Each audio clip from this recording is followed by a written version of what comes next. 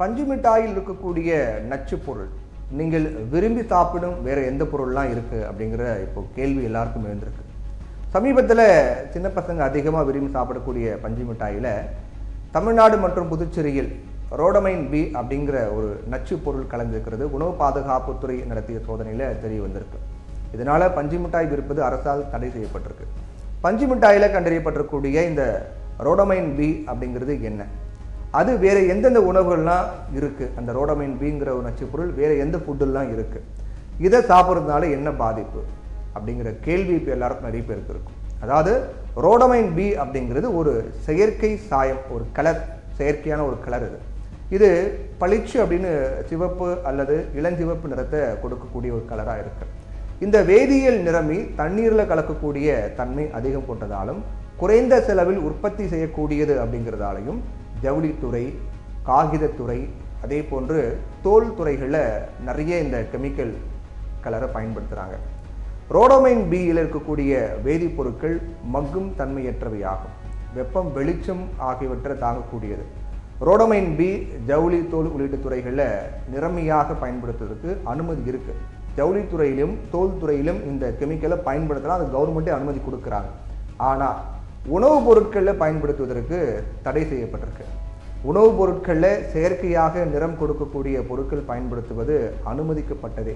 ஆனால் எந்தெந்த பொருட்களை பயன்படுத்தலாம், எவ்வளவு பயன்படுத்தலாம் அப்படிங்கிற வழிகாட்டுதல்களையும் இந்திய உணவு பாதுகாப்பு மற்றும் தர கட்டுப்பாட்டு ஆணையம் வகுத்திருக்காங்க. சில உணவுப் பொருட்களை நீங்கள் செயற்கையாக கலர் வரக்கூடிய பொருட்களை பயன்படுத்தலாம். ஆனால் அந்த பயன்படுத்தக்கூடிய பொருள் என்ன பொருள் அப்படிங்கிறதையும் எந்தெந்த பொருளை மட்டுமே பயன்படுத்தலாம் அப்படிங்கிறதையும் ஒரு கட்டுப்பாடு விதிக்கப்பட்டிருக்கு. ரோடமைன் பி உடம்புக்கு தீங்கு விளைவிக்கக்கூடியது அப்படிங்கிறதால அதை உணவுப் பொருட்களை பயன்படுத்துவதற்கு இந்திய உணவு பாதுகாப்பு மற்றும் தர கட்டுப்பாட்டு ஆணையம் தடை விதிச்சிருக்காங்க.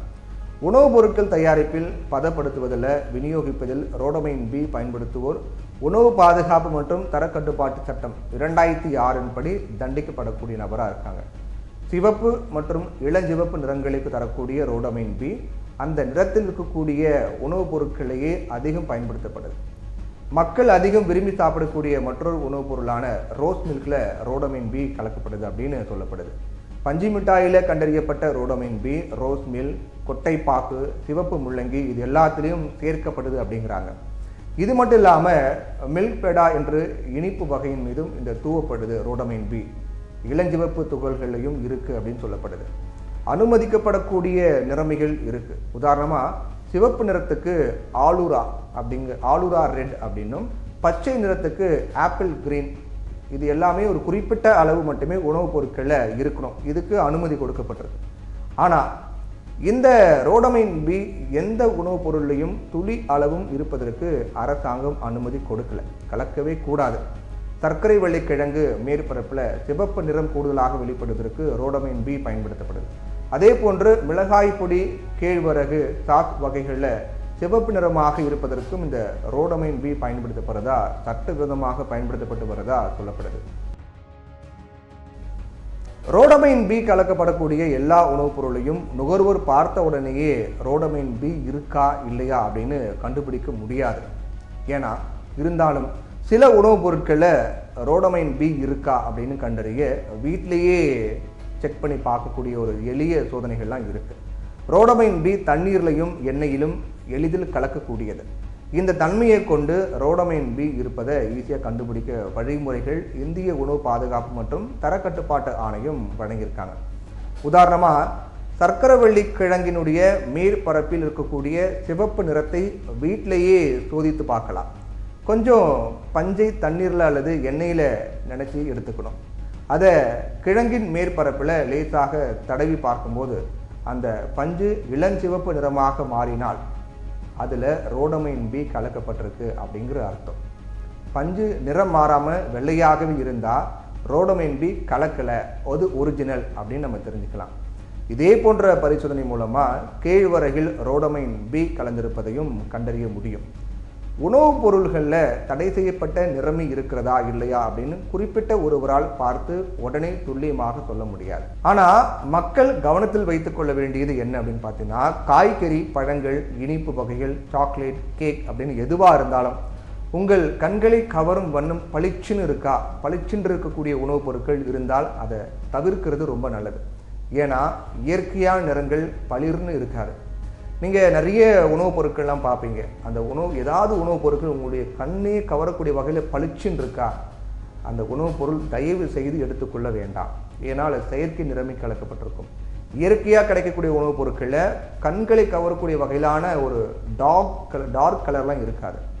அதே மேக்சிமம் அந்த டார்க்காக என்னென்ன கலர்லாம் இருக்கோ அதுலேயும் ரெட் கலர் இது போன்ற கலர் எல்லாமே உணவுப் பொருட்கள் அதிகம் கலக்கப்பட்டிருந்தால் அதை எடுத்துக்காமல் தவிர்க்கிறது ரொம்ப நல்லது. ரோடமைன் பி புற்றுநோய் மற்றும் மரபணு பிறழ்வு ஏற்படுத்தக்கூடியது அப்படின்னு சில ஆய்வுகள்லாம் சொல்லுது. தோல் வியாதிகள், சுவாச பாதிப்புகள், கல்லீரல் மற்றும் சிறுநீரக சிதைவுகளை ஏற்படுத்தக்கூடும். அதனால மனித உட்கொள்வதற்கு தகுதியற்றது அப்படிங்கிறதால ரோடமைன் பி உணவுப் பொருட்களை தடை செய்யப்பட்டிருக்கு. தொழிற்சாலைகளில் இருந்து வெளியேறக்கூடிய ரோடமைன் பி சுற்றுச்சூழலும் நிலத்தடி நீரையும் பாதிக்குது. பொதுவாக ஒரு பொருளை ஒரு முறை உட்கொள்வதாலேயே தீவிர பாதிப்புகள் உடனே ஏற்படாது. எந்த பொருளாக இருந்தாலும் அதை தொடர்ந்து உட்கொள்ளும் போது தான் அதிக பாதிப்பு ஏற்படும். ஆனால் சில நேரங்களில் ஒரு முறை உட்கொண்டாலே உடலில் தீவிர பாதிப்பை ஏற்படுத்தும். ஒரு முறை உட்கொண்டாலே உடலில் தீவிரமான நச்சுத்தன்மை ஏற்படும். அந்த மாதிரியான ஃபுட்டும் நிறைய இருக்குது. ஒரு ஃபுட்டை தொடர்ந்து சாப்பிட்றோன்னா பாதிப்பு ஏற்படும், ஒரு முறை சாப்பிட்டா பாதிப்பு ஏற்படாது. ஆனால் சில ஃபுட்டெலாம் இருக்குது, ஒரு முறை உட்கொண்டாலே தீவிர நச்சுத்தன்மை ஏற்படக்கூடிய ஃபுட் எல்லாமே இருக்குது. அந்த வகையில் நம்ம பார்க்கும்போது ஒவ்வொருவருடைய உடல் எதிர்ப்பு சக்தி பொருந்தது. உணவுப் பொருள் இருக்கக்கூடிய எவ்வளவு ரோடமைன் கலக்கப்படுகிறது என்பதை பொருந்தும் இது ஏற்படும். அப்படி தீவிர நச்சுத்தன்மை உடையதாக ஏற்பட்டால் அது மூளையும் பாதிக்கும். ரொம்ப ஆபத்தான ஒரு கெமிக்கல் இந்த ரோடமைன் பி. இது பஞ்சு மிட்டாயில் கலக்கப்படுது, இன்னும் சில பொருட்கள் அந்த கேழ்வரகு உள்ளிட்ட பல பொருட்களில் கலக்கப்படுது, ஸ்வீட்டில் கலக்கப்படுது. அதனால் எந்த ஒரு பொருளையும் சாப்பிடும் முன்னாடி அது இயற்கை சார்ந்த ஒரு பொருளா, இது சாப்பிடலாமா, உடலுக்கு நல்லதா அப்படிங்கிறத பார்த்து சாப்பிட்றது ரொம்ப நல்லது.